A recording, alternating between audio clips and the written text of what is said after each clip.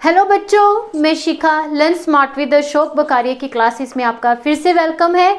बच्चों, last session हमने mathematics का लिया था, उसमें हमने इंट्रोडक्शन दी थी आपको वेक्टर अलजेब्रा से रिलेटेड।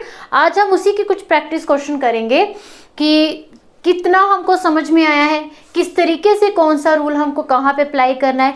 ये जो वेक्टर अलजेब्रा है, जब तक आप क्वेश्चंस प्रैक्टिस नहीं करोगे तब तक आपको समझ में नहीं आएगा। और इसमें कोई भी ज़्यादा कैलकुलेशन नहीं है, बस थोड़ा सा आपको पता होना चाहिए कि इस टाइप के क्वेश्चन में मुझे क्या करना है। ठीक है, चलिए स्टार्ट करते हैं। तो फर्स्ट जो क्वेश्चन है, इसमें हमको मैग्नीट्यूड फाइंड आउट करना है अलग अलग वेक्टर का। आपको दे रखा है ए बी सी। मैंने कल समझाया था, आपके पास में एक रहता है आर को हम कहते थे पोजीशन वेक्टर, जो कि रहता था x I plus Y J plus Z के। और जब इसका हम मैग्नीट्यूड फॉर्म निकालते हैं, या तो फिर उसको ऐसे लिख सकते हैं या फिर बिना आर के, मतलब बिना वेक्टर के लिख सकते हैं। मोड ऊपर वेक्टर एंड आगे आर, चाहे आप ऐसे लिखिए चाहे आप ऐसे लिखिए, ये दोनों फॉर्म क्या है, हमारी मैग्नीट्यूड फॉर्म है। ठीक है, अब इसका मैग्नीट्यूड कैसे निकालते हैं हम, एक्स का स्क्वायर प्लस वाई का स्क्वायर प्लस जेड का स्क्वायर। और यही सेम चीज हमने इन क्वेश्चंस पे भी लगानी है। सिंपल है, देखिए कैसे करेंगे इसको हम।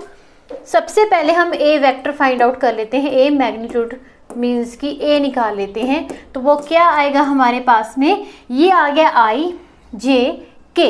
इसके अंदर जो x है वो i का कोफिशिएंट होगा, जो y है वो j का कोफिशिएंट होगा, और जो z है वो k का कोफिशिएंट होगा। तो मतलब x, y और z तीनों क्या है, 1 1 1। तो इसका मैग्नीट्यूड कितना आएगा, 1 का स्क्वायर प्लस 1 का स्क्वायर प्लस 1 का स्क्वायर। तो ये हो गया 1 1 1 अंडर रूट 3। तो ये आपका आ गया ए का मैग्नीट्यूड। ठीक है, इसी तरीके से हमको बी मैग्नीट्यूड फाइंड आउट करना है।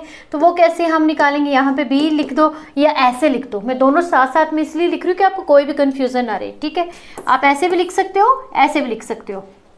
अब इसके अंदर एक्स क्या है, 2 है, वाई क्या है, -7 क्या है, -7, क्योंकि आपका जो नॉर्मली जो इक्वेशन रहती है वो रहती है क्या, X I plus Y J and plus Z K. आपने इस वाली को इसके साथ में कंपेयर करना है। कंपेयर करके आपको पता चलेगा कि x 2 के बराबर है, y इज इक्वल टू -7 के बराबर है and z is equal to -3 के बराबर है। और इसका मैग्नीट्यूड कैसे निकालते थे हम, under root X square plus Y square plus Z square. बस वही चीज़ हमने यहाँ पे पुट कर देनी है। एक्स कितना है, 2 का होल स्क्वायर है, प्लस वाई कितना है, -7 का स्क्वायर है, प्लस जेड कितना है, -3 का होल स्क्वायर है। सॉल्व कर लीजिए, यहाँ पे आएगा ये 4 प्लस 49 एंड प्लस 9, कितना बन जाएगा ये 53 एंड 9 हो गया आपका 62। ये बस 62 अंडर रूट में आपका आंसर आ गया। सेम क्वेश्चन आपने इसका सी पार्ट भी करना है। तो सी का मैग्नीट्यूड ऐसे निकलेगा, सी इज इक्वल टू क्या करेंगे, ये पूरा का पूरा x है, ये y है और ये पूरा का पूरा आपका z है। तो इसका हम मैग्नीट्यूड निकालेंगे तो 1/√3 का होल स्क्वायर प्लस 1/√3 का स्क्वायर प्लस -1/√3 का स्क्वायर। ठीक है, अब इसको सिंप्लीफाई करते हैं, सॉल्व करते हैं कैसे इसका आंसर आएगा। तो ये बनेगा 1/3, पता होगा कैसे बना आपका, जब हम इसका स्क्वायर खोलेंगे तो ये अंडर रूट से 2 आपका कैंसिल आउट हो जाता है। ठीक है, और ये आ जाएगा 1/3 एंड प्लस 1/3। इसको सिंप्लीफाई कर लीजिए, क्या आएगा यहाँ पे, √3/3 कैंसिल आउट करके √1। तो ये इसका क्या होगा, मैग्नीट्यूड फॉर्म होगा। ठीक है, सिंपल था। तो अभी आपको ये भूलना नहीं चाहिए कि किसी भी वेक्टर का मुझे मैग्नीट्यूड कैसे निकालना है। क्लियर, चलते हैं नेक्स्ट क्वेश्चन पे। नेक्स्ट क्वेश्चन फिर से बहुत सिंपल सा है। नेक्स्ट क्वेश्चन हमें क्या फाइंड आउट करना है, नेक्स्ट क्वेश्चन हमें निकालना है सम ऑफ द वेक्टर। ठीक है, ए बी एंड सी, इसका सम निकालना है। जो रूल आपने पढ़ा था i.i, j.j, k डॉट के फॉर मल्टीप्लिकेशन के लिए, एडिशन के लिए i dot i j dot j ये नहीं चलता है। इस चीज़ का खास तौर पे ध्यान रखिए। ऐसा नहीं करना है कि i है तो देन 1 है, ऐसा नहीं होगा। एडिशन में, सब्ट्रैक्शन में वो रूल नहीं चलेगा, वो सिर्फ आपका प्रोडक्ट के लिए, आपको पता होगा प्रोडक्ट के लिए। a vector plus b vector plus c vector, तीनों का क्या निकालना है हमको?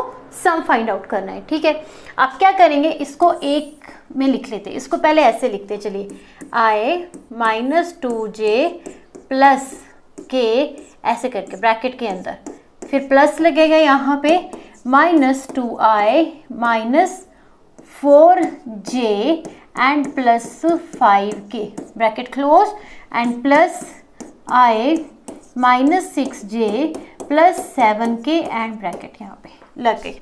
आप खोल लीजिए, क्या करेंगे, i का i में प्लस होगा, j का j के अंदर प्लस होगा, k का k के अंदर प्लस होगा।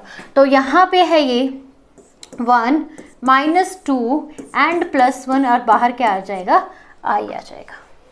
ठीक है, उसके बाद प्लस माइनस 2 माइनस 4 माइनस 6 और यहाँ पे बाहर क्या आ जाएगा, j आ जाएगा। फिर आपके पास में क्या है, प्लस k का कोफिशिएंट कितना है, 1 है, जिसके आगे कुछ नहीं लिखा है वो 1 होगा।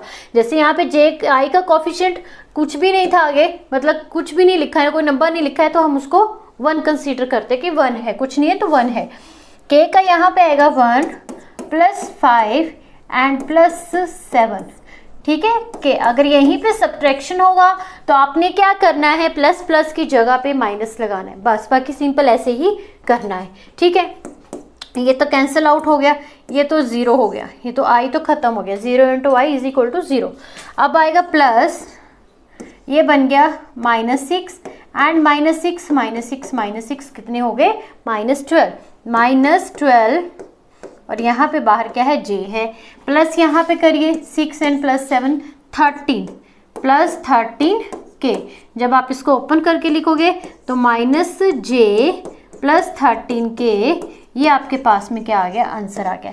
इसके अंदर जो गलती करने वाली जो मेन जो चीज़ है वो है आपका प्लस माइनस के साइन। आपने प्लस माइनस के साइन का खास तौर पे ध्यान रखना है, छोटी सी भी मिस्टेक नहीं करनी है, नंबर कट जाएंगे फिर, तो आराम से आप इसमें नंबर ले सकते हो। बस आपने जब प्लस माइनस करना है तो उसके सिंबल का, उसके साइन का ध्यान रखना है कि कहाँ पे प्लस है कहाँ पे माइनस है। चलते हैं नेक्स्ट क्वेश्चन पे। नेक्स्ट क्वेश्चन आता है अगेन यूनिट वेक्टर का, कि नहीं पहले तो नहीं आया, यूनिट वेक्टर का भी आ रहा है। यूनिट वेक्टर आया है। यूनिट वेक्टर मीन्स कि मैंने आपको पिछला जो सेशन हुआ था उसमें अच्छे से आपको समझाया था कि what is the unit vector.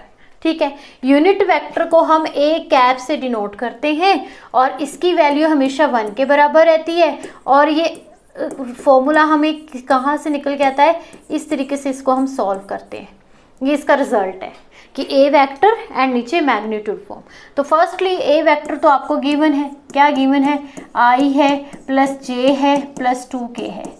अब आपको क्या फाइंड आउट करना है, मैग्नीट्यूड फाइंड आउट करना है, क्योंकि पीछे हमने फर्स्ट क्वेश्चन में अच्छे से सीखा है कैसे करते हैं मैग्नीट्यूड फाइंड आउट। इन सभी का स्क्वायर करके अंडर रूट करना है। आई का कोफिशिएंट 1 है, 1 का स्क्वायर, जे का कोफिशिएंट 1 है, 1 का स्क्वायर एंड प्लस 2 का स्क्वायर। यहाँ पे आएगा 1 प्लस 1 प्लस 4 एंड यहाँ पे आएगा 4 2 6 अंडर रूट 6 आ गया। ठीक है, तो आपके पास में जो ए यूनिट वेक्टर आएगा वो कितना आएगा, I plus J plus K and over 2k and over under root 6। आप इसको चाहो तो ऐसे भी लिख सकते हो, I over under root 6 plus J over under root 6 and plus 2k over under root 6, ऐसे भी इसको लिख सकते हो या फिर ऐसे भी लिख सकते हो, दोनों जो है सेम आंसर है। तो यूनिट वेक्टर का पता चल गया कैसे फाइंड आउट करना है, इस फॉर्मूले से आप क्या फाइंड आउट करोगे, यूनिट वेक्टर फाइंड आउट करोगे। क्लियर, चलिए नेक्स्ट क्वेश्चन देखते हैं। अब हर एक क्वेश्चन मैंने अलग अलग तरह का लिखा है कि आपको हर क्वेश्चन प्रैक्टिस हो जाए। करना क्या है, ये आप एक बार ही में एक सेशन को अच्छे से देख लोगे, आपको इसकी रिवीजन की ज़रूरत ही नहीं पड़नी है। ठीक है, रिवीजन की ज़रूरत पड़ेगी नहीं, बस इसी चीज़ को समझना है कि करना कैसे है। ठीक है, अब आता है नेक्स्ट क्वेश्चन, आपको यूनिट वेक्टर फाइंड आउट करना है एंड पी क्यू एक वेक्टर की फॉर्म में हमको दे रखा है, दोनों का एक है, where P and Q are the points. इसमें ना आई दिया है, ना जे दिया है, ना के दिया है, कुछ नहीं दिया है। तो सबसे पहले हम इसको वेक्टर में कन्वर्ट करते हैं। तो पी वेक्टर हमारे पास में क्या बनेगा, 1i, ठीक है, 1i होगा ना, एंड 2j प्लस 3k, और यहाँ पे q क्या आएगा हमारे पास में, 4i plus 5j and plus 6k।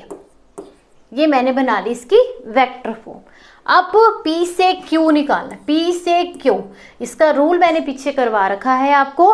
P से Q का रूल क्या रहता था, ये ऐसे आप क्या लेते थे, x2 plus y2 plus z2, i and j and k साथ साथ में रख लेने, और ये आप ऐसे क्या कंसीडर करोगे, x1i y1j z1k, ये इसकी तरह काम करेगा और इसकी तरह काम करेगा। अब रूल क्या है, जब आप P से Q पे जा रहे हो, P से Q पे जा रहे हो, देन x2 माइनस x1i, ठीक है, plus y2 minus y1j plus z2 minus z1k, ठीक है। इस तरीके से इसको लिखते हैं। ये क्या है, इसका वेक्टर फॉर्म है, वेक्टर फॉर्म है। हमें क्या निकालना है, यूनिट वेक्टर निकालना है, मतलब कि हमें फाइंड आउट क्या करना है, पी क्यू इस कैप में निकालना है, जिसमें हमने उसका वेक्टर फॉर्म फाइंड आउट करना है और उसका मैग्नीट्यूड फॉर्म जो वो फाइंड आउट करना है। तो ये तो मैंने लिख दी इसकी वेक्टर फॉर्म, अब इसमें वैल्यूज भरिए, वेक्टर फॉर्म आ जाएगी, ठीक है। x2 यहाँ पे कितना है, 4 है, x1 कितना है, 1 है, तो ये आएगा i, ठीक है। y2 कितना है, 5 है, और y1 कितना है, 2 है, j हो गया, एंड प्लस z2 कितना है, 6 माइनस 3k आ गया, और यहाँ पे आएगा ये 3i plus 3j and plus 3k, ठीक है। 3i plus 3j plus 3k, ये मैंने क्या फाइंड आउट किया है, वेक्टर फॉर्म चल रहा है। अभी क्या निकालेंगे, इसका मैग्नीट्यूड फॉर्म। मैग्नीट्यूड फॉर्म ऐसे निकलेगा, और वो आएगा क्या, यहाँ पे 3 का स्क्वायर, 3 का स्क्वायर एंड 3 का स्क्वायर, तो वो कितना बन जाएगा, 9 9 9 27, 9 plus 9 plus 9 is equal to under root 27, और आपके पास में जो यूनिट वेक्टर क्या बन के आएगा, P Q is equal to 3i plus 3j plus 3k over under root 27। तो ये आपके पास में क्या है, इसका आंसर है। देखिए सिंपल सा है, लेकिन क्वेश्चन को बच्चे पहले इसके अब सोचेंगे कि हमने तो सिंपल एक नंबर का मतलब एक ही वेक्टर का देखा है कि यूनिट कैसे निकालेंगे, 2 का होगा तब ऐसे करेंगे। अगर यहीं पे मुझे r को जोड़ दिया होगा तो आपको क्या करना है, यहाँ पे बस जैसे पहले आपने पी क्यू का निकाला है, फिर आपने क्यू आर का निकालना है, फिर दोनों का डिफरेंस करके फाइंड आउट करना है, ठीक है, ठीक है, ऐसे करेंगे इसको। अब देखते हैं नेक्स्ट क्वेश्चन क्या है। अब देखते हैं बच्चों नेक्स्ट क्वेश्चन क्या है हमारे पास में, फाइंड द वेक्टर। वेक्टर निकालने हैं आपको। The direction of vector means की डायरेक्शन फॉर्म वेक्टर की हमको ये दे रखी है, and which has 8 units, which has 8 units. आपको क्या निकालनी है, वेक्टर की फॉर्म निकालनी है, ठीक है। तो हम सबसे पहले लिख लेते हैं इसकी वेक्टर जो दिया है, इसको चलिए ए सपोज कर लेते हैं, और वो आएगी 5i minus j plus 2k। अब यूनिट की बात करें तो मैग्नीट्यूड भी फाइंड आउट करना पड़ेगा। चलिए मैग्नीट्यूड भी फाइंड आउट कर लेते हैं। मैग्नीट्यूड कितना आएगा, 5 का स्क्वायर प्लस माइनस 1 का स्क्वायर प्लस 2 का square is equal to 25 plus 1 plus 4। तो यहाँ पे आंसर कितना आएगा, 26 प्लस 4 अंडर रूट 30।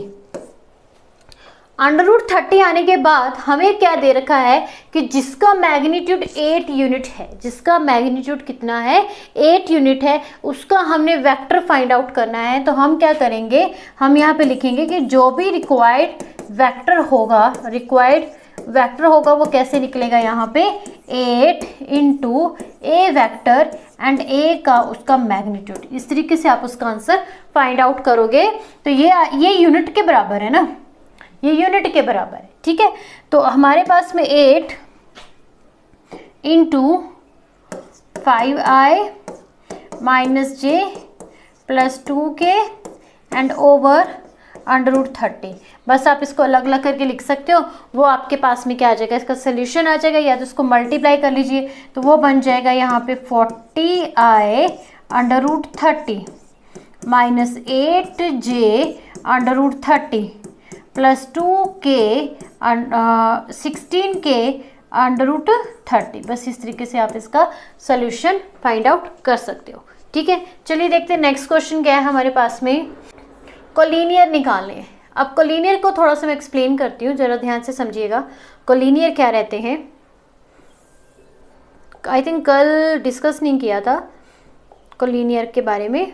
तो देखिए कोलिनियर क्या रहता है, मान लीजिए ये आपका क्या है, कोई फ्रेम ऑफ रेफरेंस है, ये आपकी एक्स एक्सिस है, ठीक है, और ये आपकी वाई एक्सिस है। कोलिनियर होगा, पैरेलल होगा, तो कंडीशन सेम ही चलेगी। अब समझिए क्या है कोलिनियर। लीनियर का मीनिंग है कि स्ट्रेट लाइन है, स्ट्रेट लाइन है। जैसे कि ये क्या है, ये स्ट्रेट लाइन है, इसी के अंदर एक और स्ट्रेट लाइन लगा दूंगी, इसी के अंदर और स्ट्रेट लाइन लगा दूंगी, तो ये आपस में क्या है, कोरिलेट कर रहे हैं, क्योंकि ये भी स्ट्रेट लाइन जा रही है, ये भी लीनियर है, ये भी लीनियर है। तो इन लीनियर लाइंस को हम क्या कहते हैं, कोलिनियर्स कहते हैं, ठीक है, कोलिनियर कहते हैं। और इनके बीच में क्या रहता है, जो डिस्टेंस होगा बराबर होगा। इट मीन्स कि ये दो वेक्टर होंगे आपस में पैरेलल होंगे, ठीक है। आप क्या लिखोगे कि when the two vectors are parallel to each other, it means कि वो क्या है, आपस में कोलिनियर हैं, कोलिनियर हैं, ठीक है। कोलिनियर का क्या मीनिंग है कि जिनके मतलब एक ही साइड पे जा रही है, एक ही लीनियर जा रही है और पैरेलल हैं आपस में, एक ही ग्राफ के अंदर जो लाइंस आएंगे, जैसे ये भी जा रही है, ये भी जा रही है, तो ये दोनों लाइनें आपस में क्या है, कोलिनियर है। ये नहीं है कि एक के ऊपर एक आनी चाहिए, नहीं। जैसे ये आ गई मतलब 1 पे, मान लो ये 2 पे आ गई, ये 3 पे आ गई, तो ये क्या है, कोलिनियर है। अब हमने इसको प्रूव कैसे करना है वो समझिए। देखिए पहला जो वेक्टर लिखा है 2i minus 3j and plus 4k, और जो दूसरा है बी वेक्टर, बी ले लेते हैं 4i minus 6j and plus 8k। अब ये थोड़ा सा इस तरफ करके लिखा है तो मैं इस तरफ लेके आई हूँ, इसकी वजह से इसको minus 6j and plus k मैंने डायरेक्ट लिख दिया है। अब देखिए जो बी वेक्टर है आपके पास में, उसको मैं 2 कॉमन ले लूँ बाहर, तो ये बन जाएगा 2i minus 3j and plus 4k। इसका मीनिंग क्या है कि ये दोनों जो वेक्टर हैं, दोनों जो रिजल्ट है सेम है, बट ये इससे थोड़ा सा दुगना है। मान लीजिए कि ये आपके पास में ए वेक्टर जा रहा है नंबर 1 पे, और नंबर 2 पे ये जा रहा है जो नीचे वाला है, तो ये आपस में क्या होंगे, कोलिनियर होंगे। यहीं पे अगर कॉमन में जैसे ले लिया आपने 3 ले लिया, 4 ले लिया, बट अंदर चीज सेम निकली है, इट मीन्स कि ये जो दो वेक्टर है आपस में पैरेलल है और या फिर कोलिनियर है, ठीक है। लग गया पता कोलिनियर अगर इस तरीके से आएगा तो कैसे चेक करना है, आपने देखना है कि दोनों में सिमिलैरिटी क्या है। अगर यहीं पे ये चीज़ कॉमन नहीं आती है, कुछ भी अलग होता है, जैसे कि ये होता 2i plus 6j plus 2k, पहला वेक्टर ये रख लीजिए और दूसरा वेक्टर रख लीजिए 8i plus 9j and plus 6k, या कुछ भी है, बिल्कुल डिफरेंट है, बिल्कुल डिफरेंट है। इसका मतलब है कि ये बनी कहाँ जाएगी और ये कहाँ जाएगी, तो ये आपस में क्या होंगी, कोलिनियर नहीं होंगी। कोलिनियर के लिए यही कंडीशन है। अगर ये चीज़ आपको याद रखनी है तो आप ये रख सकते हो कि A vector is equal to n A vector, ठीक है, n A vector, A vector means B vector, A vector is equal to n या बी वेक्टर, बी वेक्टर बहुत चीज़ें जो होंगी सेम होंगी। ए वेक्टर जो होगा यहाँ पे साइड पे लिख सकते हो is equal to B vector, ये याद रखना है आपने कोलिनियर की कंडीशन, ठीक है। समझ आ गई। मैंने यहाँ पे ए इसलिए लिखा है क्योंकि हटके वो ए के बराबर ही बनती है, तो आपने इसको सिंपल वे में ये याद रखना है कि A vector is equal to n B vector, और यहाँ पे लिखना है कि when A vector is equal to B vector.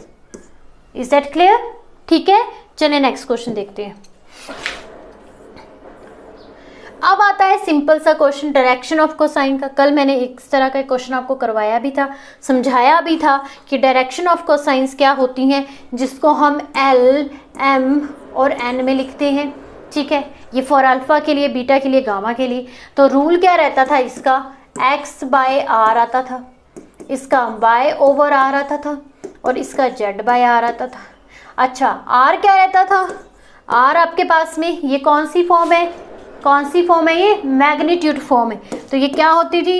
X square plus Y square plus Z square, और इसके अंदर X square Y square, R क्या है? ये जो गिवन पोजीशन वेक्टर है।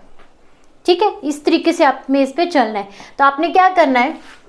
एल निकालना है। अगर पता चल गया है, नहीं पता चला तो मैं अच्छे से इसको समझाती हूँ। Let A vector I minus 2j plus 3k taken as a number 1, taken as a number 1। अब ले लीजिए आर वेक्टर। आर क्या है? एक्स आई है प्लस वाई जे है प्लस जेड के है। Is that clear? Comparing 1 and 2 then we get कि x is equal to 1 के इक्वल है। कंपेयर करेंगे तो y इज इक्वल टू -2 के इक्वल है and z is equal to 3 के इक्वल है। ये तो निकल गया आपके x, y और z। अब बचा क्या? r बचा है। तो r ये क्या है? ये पूरा का पूरा क्या है? एज ए r है। तो r यहाँ पे निकलेगा, r मीन्स की a, r मीन्स की a। तो a यहाँ पे इन मैग्नीट्यूड फॉर्म में कितना आएगा? 1 का स्क्वायर प्लस -2 का स्क्वायर प्लस 3 का square and is equal to under root 1 plus 4 plus 3। कितना हो गया? 8 हो गया। अंडर रूट 8 मेरे पास में क्या आ गया? नीचे का r आ गया और ये एक्स वाई जेड आ गया। तो l क्या बनेगा यहाँ पे?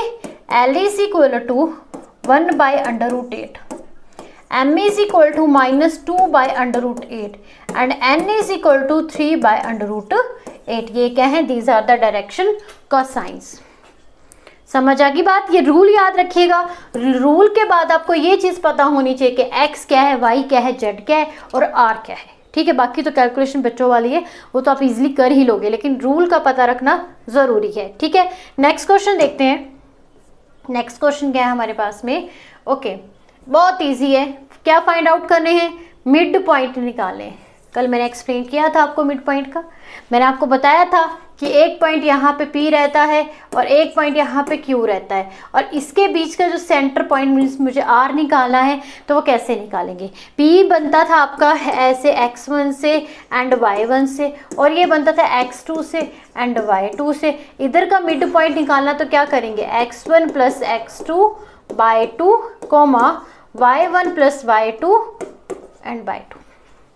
ये रूल था मिड पॉइंट निकालने का कि किन्हीं के बीच का दो मिड पॉइंट निकाला, दोनों को प्लस करिए, बाय 2 कर दीजिए। कहीं का भी मिड पॉइंट निकालना है। जैसे मुझे ये बोला जाए कि 4 एंड 2 के बीच का मिड पॉइंट निकालो, तो मैं क्या करूँगी? 4 प्लस 2 बाय 2, 6 बाय 2 मीन्स की 3। ये स्पेशली इसी लाइन के लिए नहीं है, ये वैसे भी आप जनरली समझ सकते हो कि मिड पॉइंट फाइंड आउट कैसे करते हैं। किन्हीं भी दो नंबर के बीच का, अगर बीच का नंबर मुझे ढूंढना है तो मैं दोनों को ऐड करूंगी और डिवाइडेड बाय 2। अब यहाँ पे जो 3 है वो 3 और 2 और 4 के बीच में आती है, 2 और 4 के बीच में आ जाती है। ठीक है, तो मिड पॉइंट आपको समझ में आ गया है। तो इसमें क्या कहता है? मिड पॉइंट निकालिए वेक्टर का joining the point P and Q, P and Q। ठीक है, इसके बीच का मिड पॉइंट फाइंड आउट करिए वेयर P है 2, 3 एंड 4। अब यहाँ पे एक नंबर 4 ऐड हो गया, इसका मतलब ये 3D की बात कर रहे हैं, 3 डिमेंशनली है। जेड भी इसमें इन्वॉल्व है, इसकी वजह से इसमें जेड लिख दिया है एज ए 4, 1 एंड -2। अब क्या निकालना है मुझे? इसके बीच का मिड पॉइंट। ठीक है, पहले x निकालते हैं। x कितना आएगा? x1 plus x2 by 2। फिर x1 कितना है? 2 है। इधर x2 कितना है? 4 है। बाय 2 कितना है? 6 बाय 2, इसका मतलब 3। एक पॉइंट मिल गया मुझे, पहला वाला 3। अब y ढूंढते हैं। y क्या आएगा? अभी मैंने समझाया कि जितने भी y हैं उनको ऐड करिए और सभी को डिवाइडेड बाय 2 करिए, डिवाइडेड बाय 2 करिए। अब y1 था यहाँ पे 3 एंड y2 था यहाँ पे 1 और 2, 4/2, तो इसका मतलब कितना आया 2, तो यहाँ पे आ गया 2। अब बचा क्या, z का बचा है, z ढूंढ लीजिए। z क्या था, z1 z2/2, तो z यहाँ पे 1 कितना है 4 है, -2/2 एंड 2/2 कैंसिल आउट करके आया 1। तो ये आपके पास में क्या आ गए, इस दो लाइन ज्वाइनिंग के मिड पॉइंट आ गए। बात समझ में आई। जब भी मिड पॉइंट निकालने को बोला जाएगा तो आपने x को जमा करना है, ये नहीं है कि दोनों को ऐड करना, फिर ये आप डायरेक्ट भी कर सकते हो, दोनों को ऐड करके डिवाइड कर सकते हो, बट शर्त ये है कि x को x के ही अंदर डिवाइड करना है, कहीं और नहीं जाना है। ठीक है, चलिए नेक्स्ट क्वेश्चन देखते हैं। तो सब तरह के क्वेश्चंस जो हैं वो हम प्रैक्टिस कराएंगे। ठीक है, यहाँ पे ये रूल है आपका एंगल बिटवीन 2 वेक्टर्स, इसको हम क्वेश्चन प्रैक्टिस करके करते हैं। चलिए नेक्स्ट क्वेश्चन देखते हैं। इस चीज़ को समझ लीजिए, आपको क्वेश्चन ऐसा बन जाता है पेपर में, जैसा अभी आया है ऐसा बन जाता है डायरेक्ट। एंगल बिटवीन 2 वेक्टर के निकालने हैं जब क्या है, डॉट प्रोडक्ट है, डॉट प्रोडक्ट है। मैंने समझाया था कि डॉट प्रोडक्ट में कॉस थीटा लगता है, साइन थीटा फॉर क्रॉस के लिए लगता है। Cos theta is equal to A vector B vector and दोनों का मैग्नीट्यूड का प्रोडक्ट। ठीक है, अब क्वेश्चन पे चलते हैं। क्वेश्चन पे कह रहा है कि 2 वेक्टर हैं ए एंड बी, ठीक है, जिसका मैग्नीट्यूड 1 है और 2 है, मतलब कि ए का मैग्नीट्यूड मुझे 1 दे रखा है और बी का मैग्नीट्यूड मुझे 2 दे रखा है respectively. When A dot B 1, मतलब दोनों का जो प्रोडक्ट है किसके बराबर है, 1 के बराबर है। तो पुट कर दीजिए इसमें, cos theta is equal to 1 and यहाँ पे 1 इंटू 2, तो 1/2 and cos theta is equal to 1/2 आ गया। अब क्या करना है, थीटा ढूंढना है, तो क्या करेंगे, थीटा को यहीं पे रख देंगे एंड कॉस इनवर्स 1/2। बताइए कॉस 1/2 किस में रहता है, सोचिए। साइन का अगर याद रखे हैं आपने तो 0, 30, 45, 60, 90 by 0 by 1, 2 and 3 and 4, 1 1 no 4 से 0/4, 1/4, 2/4, 1/2। ओके, 45 पे, ठीक है, 45 पे रहती है। ये टेबल आप याद रख सकते हैं, अगर वैल्यू सीधी याद है तभी ठीक है, नहीं तो आप टेबल की हेल्प से भी इसको सॉल्व कर सकते हैं। 1/4 आएगा हमारे पास में, 1/4 कैसे आएगा,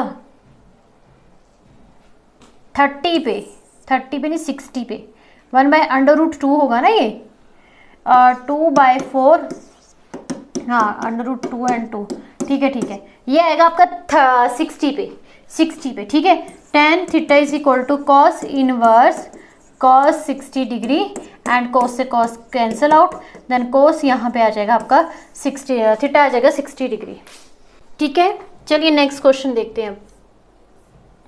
अब आपके पास में एक वैसा फिर से क्वेश्चन आ गया है कि आपको एंगल निकालना है, ठीक है, एंगल फाइंड आउट करना है। फिर से 2 वेक्टर दे रखे हैं, ठीक, सेम चीज़ वैसी है, बस आपको करना क्या है, इसका डॉट प्रोडक्ट निकालना है और इसका मैग्नीट्यूड निकालना है। इसका मैग्नीट्यूड निकालना जो कि किसके बराबर है, कोस थीटा के बराबर है, कोस थीटा के बराबर है। तो A vector and B vector, firstly उसका मैग्नीट्यूड फाइंड आउट कर लेते, मैग्नीट्यूड नहीं सॉरी प्रोडक्ट फाइंड आउट कर लेते। अब मैंने समझाया है कि डॉट प्रोडक्ट के अंदर आई डॉट जे होगा, जे डॉट के होगा, के डॉट आई होगा, तो वो हमेशा किसके बराबर रहेगा, 0 के। किसके बराबर रहेगा, 0 के बराबर रहेगा। तो वो आपने क्या करना है, रखना ही नहीं है, मतलब कि इसको देखना ही नहीं, आई डॉट को सिर्फ अपने आई टू आई, जे टू जे, के टू के चलना है। तो आई यहाँ पे, आई यहाँ पे, तो ये बन गया आपके पास में 1 इंटू आई डॉट आई, ठीक है, plus minus minus J dot J, plus minus minus के डॉट के, तो ये बन के आएगा 1 -1 एंड -1, ये आपके पास में कैंसिल आउट हो जाएगा, -1 बचेगा। तो इस तरीके से आप इसको सॉल्व कर सकते हो। आपको सिर्फ डॉट प्रोडक्ट सीखना है, इसका मैग्नीट्यूड फाइंड आउट करना है, पहले ए का करना है फिर बी का करना है, ठीक है। थोड़ा सा मुझे क्वेश्चंस में लग रहा है ऐसा, बट पता नहीं, बट जो भी, अगर इसी हिसाब से तो ऐसे ही इसका आंसर आएगा। अब आप उसमें देख सकते हो, इसका मैग्नीट्यूड फाइंड आउट करके इसकी वैल्यू को फाइंड आउट कर सकते हो, जैसे कि अभी मैंने पीछे इसका करवाया है, ठीक है। तो बच्चों आज के लिए इतना ही। आई होप आपको सेशन अच्छा लगा होगा। अगर सेशन अच्छा लग रहा है प्लीज़ उसको लाइक कीजिए और बच्चों को भी शेयर करिए। अब इस चैप्टर के वेक्टर अलजेब्रा के नेक्स्ट सेशन में हमारे जो क्वेश्चंस रह गए हैं हम उनको कंप्लीट करेंगे और उसके बाद हम 3D को शुरू करेंगे, क्योंकि आपके पेपर नज़दीक में आ रहे हैं। तो हम जल्दी से जल्दी जो भी बचा है सिलेबस उसको कंप्लीट करने की कोशिश करेंगे। तो आज के लिए इतना ही। Thank you for watching.